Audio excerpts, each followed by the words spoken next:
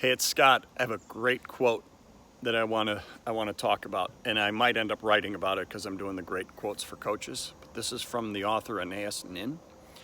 She said, "And the day came when the risk to remain tight in the bud was more painful than the risk to blossom." Something along those lines. And I just heard that a week or so ago, and I thought, oh my gosh, that is so great. And it fits right into what I depending upon when you're seeing this, what I spoke of last time, this concept of fear and sometimes fear of the unknown. Because this concept of remaining tight in the bud, this is what plants do.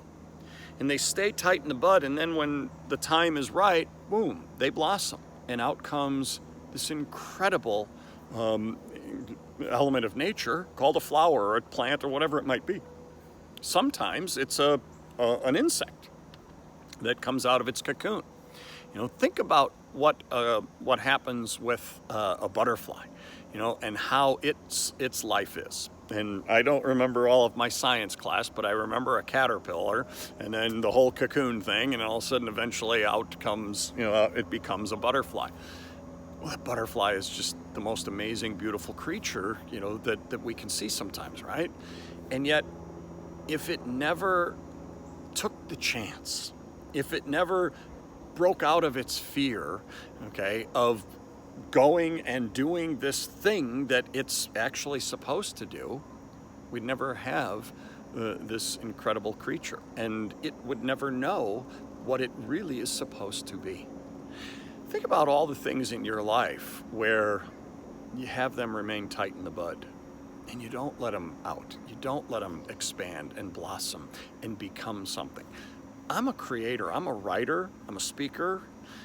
Think about the things that I have in my head that I want to get out to you or get out to the world. And yet, I don't know, I'm not sure if I should write that, or I'm not sure if I should say that because, geez, I might make some people upset, or, oh man, I might expose myself as being vulnerable, and at some point, the risk to remain tight in the bud and not let that out there becomes more painful than just saying, you know what, the heck with it, I'm getting it out there. And this is what happens to me, or has happened to me all too often. And rather than getting something out to the world, I hold it. My book that came out, depending upon when you're seeing this, a month ago or so, Time Out, How We Can Fix the Problems in Kids Sports Today, I held on to that book starting 20 some years ago is when I first started it.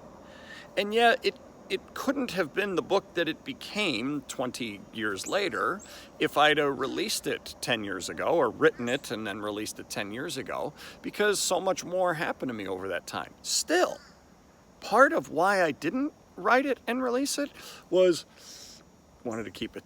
I just wasn't sure. And, I'm not sure if I want to let this out and just go for it. And there's a part of me that kicks myself all the time for that. And so think about the things in your life that you're holding tight to the bud and not letting it out. Why?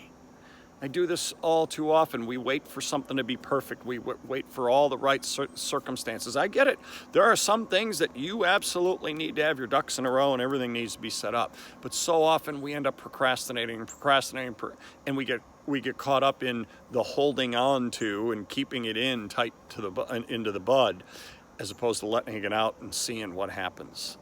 And so I think it's a great message for us, this concept that the risk to keep things in and keep tight to the bud ends up being more painful eventually than the risk to just letting it go and let it out there to the world. So let us see what you've got to offer. Bring it out, bring it forth into the world. Don't wait for it to be perfect. Let that go and let's see, because you know what? It might end up being perfect, like a butterfly, or like anything else that comes out in creation like that. So anyway, something to think about, a little different message and from where it comes and how it affects us as coaches and as leaders, but I think it's a great one. I think it's fitting. We'll talk to you again next time.